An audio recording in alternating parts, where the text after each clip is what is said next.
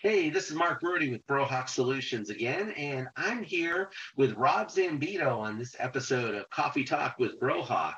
And as you know, we talk to different folks throughout the industry and about different topics that may impact folks, not just in the contact center world, but also in other worlds. And Rob, if you could introduce yourself to our viewers, and you work for a company called TradeWing, and love to learn a little bit more about you and what you do for TradeWing. Sure. Yeah. Thanks for having me, Mark. I appreciate it. So TradeWing, for anyone who doesn't know, is a community platform that's built for associations. And what we're really meant to do is provide a one-stop shop for associations to manage their membership and then their sponsorships as well by creating a really like a collaborative workspace for members. I think a lot of associations have traditionally, their main value proposition has been around maybe like annual meetings or quarterly meetings, but we try to provide that presence year round, 24/7, by creating a community forum for things like asking questions, putting polls out to the membership, sharing virtual events, virtual conferences, and that kind of thing. So my role here, I have been working with TradeWing for about 2 years. Initially started as a little over 2 years, actually. I initially started as a consultant working with TradeWing once they sign up their first customers, and then really just couldn't help but come on full time. So my official title now is I'm the Vice President of Customer Success, but I think I get called many things. Um, my my main responsibilities day to day really are around making sure that that customer outcomes are achieved, that customer goals are realized. And so my team and I, we try to be very consultative with all of our clients, and we basically look at the goals that customers come through the door with, because a lot of people have different goals for what they want to do with a tool like TradeWing. And Mm-hmm. I generally say that while sales and marketing, they really pitch on the vision of what TradeWing can do, it's on us on the customer success team to actually deliver on that promise. And so we try to be very consultative through an onboarding process and an account management process, and also when needed provide higher touch services as well to make sure that our customers are as successful as possible with whatever they're looking to accomplish within TradeWing. And I could speak more to that, but probably said enough at a high level. Oh, it's all good, and I love the idea of creating those consultative conversations, because you could be an organization that just says, okay, buy our platform, and just set it and forget it, and then they never hear from you. And the association or the group is pretty much left to fend for themselves, and that's where you don't have the retention um, that occurs. That's really the success of your organization. And so having that consultative approach is so important. So thank you very much for sharing that. So tell us a little bit about your professional journey, and how do you even? I mean, you got here as your consultant, but I mean, what did you do before? Yeah, it's actually a very interesting, and it's going to sound very circuitous, the journey that I got here, but there isn't an underlying theme that makes sense that I'll reveal as I go. So I graduated from the University of Pennsylvania in 2012, so just had my 10-year reunion, which was weird. And and I studied psychology. I studied consumer psychology, actually. I Okay. was really fascinated with the psychology that folks use in making purchasing decisions. Mm, Um, and so I decided that the way that I would best apply that knowledge that I had gained after college was to start my own business. And I kicked around a bunch of different ideas. And at the time, I was fascinated with the food industry, okay. and I decided to start a food business And what I created was a product called Fruzy. And Fruzy is similar to a frozen yogurt, but it's made only out of frozen fruit with Okay. no additives. And so, but it has like a froyo texture. And Yeah. people were generally very impressed with the product. They really enjoyed it. And I started it with a guy who had a restaurant, and we partnered on the restaurant. We expanded the restaurant, and then I crashed and burned because if anybody watching this has worked in the restaurant world, they'd know that it's not uncommon to just work yourself to the bone. And that worked when I was 23, 22, 23 for a while, but eventually I just realized that I had to get out of that space, even though I still love it. But while I was there, I became really fascinated with the idea of customer retention and customer satisfaction. Mm-hmm. Any restaurant business has typically very cutthroat margins, cutthroat competition, and the way that you differentiate yourself has to be by staying super, super attuned to your customer satisfaction and producing ongoing customer retention. Yep. So basically, from that experience, I went to a food tech company. I was in Philadelphia at the time. Then I moved to the Bay Area, where I worked for a company where my job was to taste test food that was on our tech platform, where people purchase food on our platform. So suffice to say, I was not in the best shape of my life because my job was literally to eat like every hour on the hour throughout the day. I moved on from that and I moved into real estate tech, which was a pivot because I wanted to just try a new space, and real estate. And I had a connection that started up a startup called Qualia, which has now become a really big player in the real estate closing space. Moved to another real estate tech company. At that time at Qualia, I had bounced down to Austin, started up that office, and then moved up to Boston because my fiance, she started a PhD program up here in Boston, took a job at a different real estate tech company. And at the time I was consulting with Tradewing as well to help them just get their customer success programming off the ground. And even though things were going really well in real estate tech, I was just so fascinated by the power that professional associations have, over their entire industries, let alone their members and their sponsors. And I thought it was just such a meaningful. It was such a meaningful. Associations had such meaningful initiatives that I could really get behind. And so I decided to make the leap to help start up the customer success team here at Tradewing, and it's been really, really awesome so far seeing the outcomes that we've been able to produce for associations. Rob, one of the things that really resonates with me is you mentioned the impact that associations can have on their membership. Let's coin a phrase today. Let's call it MX instead of CX. So member experience or membership experience. I don't know if it's out there in the ecosphere, but we're going to use it today. So obviously networking is a big part of what you've done, creating the relationships in order to have the excellent retention and the customer experiences that you've been accustomed to over your career. But what does having a good membership experience program mean to you? Yeah, it's a great question. I definitely appreciate the question. I especially appreciate it because, speaking with the Austin Contact Center Alliance, I have a special place in my heart for Austin contact centers because I personally built up and managed one in Austin. So when we moved the Qualia customer success operation from San Francisco to Austin, that was the first thing I had to do, was to hire folks, build up a contact center, a support center for our customer base. And I just fell in love with the support network that I found in Austin.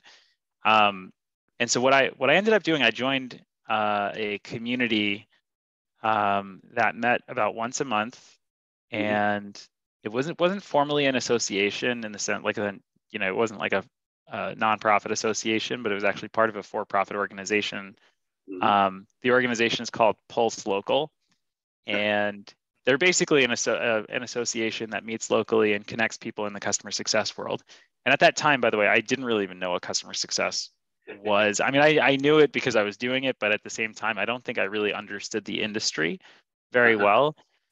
And one of the core motivations for me in joining Tradewing was the fact that this association, Pulse Local, this organization, was completely, it was like the thing that made me realize this is where I want to build my career in customer Mm-hmm. success.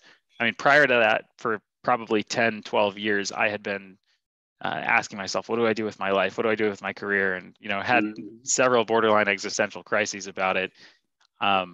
But it wasn't until I actually was going to this association on a recurring basis that I could look at somebody 5, 10 years down the line in their career. And I looked at them and I said, like, wow, I could see myself doing that down the road.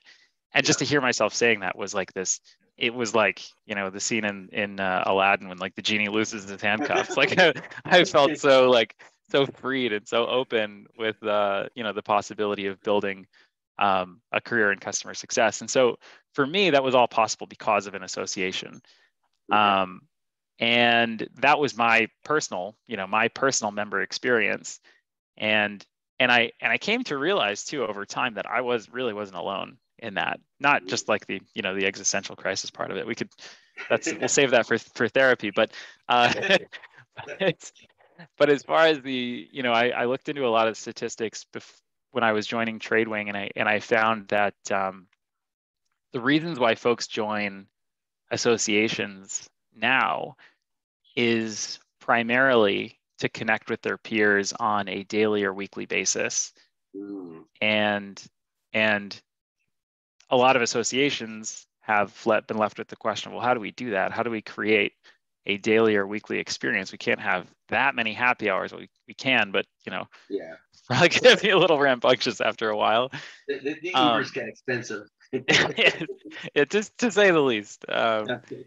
And so basically the idea of creating a digital experience for members to connect in a peer-to-peer fashion online was really interesting to me. I found that most of the tools that associations were using were one-to-many, right? So they were like newsletters, for example, where it was the association with a megaphone preaching out to their member base, but what a lot of associations were really trying to figure out is how do we get members to talk to each other, Mm-hmm. and how do we get them to talk back to us? And both of Yes. those questions were really hard to find answers to with the technology landscape outside of tools like Tradewing. And Mm-hmm. and now I've seen how that really comes to fruition. I mean, whether it's networking, whether it's like continuing education, or whether it's a variety of other really important member experience goals. There are so many different ways to use a tool like Tradewing uh, to achieve those outcomes. And so I've been really, pleased to be a part of that journey for a lot of associations. Yeah. One of the things that I see a lot of associations do, or a lot of networks do, is they'll have a LinkedIn page or they'll have a Twitter. And I hate to call it. I should have just said social media, but since it's out there, I mean, they'll have these different pages on these different social media platforms, and someone will pose a question, and it's almost like a feeding frenzy, Mm-hmm. for different vendors, and the thing that I like about the associations is it gives vendors an opportunity to truly cultivate a relationship and understand what an organization's goal is, before they go in and try and do a demo, or even figure out um, if that's even a target prospect. And I think it gives your members an opportunity to ask questions, um, where it's not going to be a feeding frenzy. And they can actually have that true peer-to-peer interaction, whether it be an in-person event, a virtual event, doesn't matter. Like you said, you can only have so many happy hours, although, some would probably disagree with us. Um, but uh, um, but I think it's really, for associations, it's really important for the leadership of the associations to understand the why companies want to be a part of the association, or why individuals want to be a part of the association. Um, do you see a lot of companies or a lot of associations that are really starting to be a little bit more introspective, as far as trying to figure out what their why is? Yeah, that's been a big part of, well, I think some of the most meaningful conversations I've had with a lot of associations have been helping rebuild a purpose statement. And Mm, sometimes it's a purpose statement for the online community, and then sometimes it's a purpose statement for the association overall. okay. And sometimes it's phrased more as a purpose statement, a vision statement, a mission statement. There's all these different flavors of ways Yes. that folks think about it.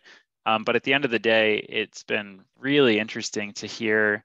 I think when it's done exceptionally well, I think associations base their decisions on deep research that they've done with their members, whether it's through surveys, member case studies, um, or even also with you know basically any other organizations like sponsors that the association touches.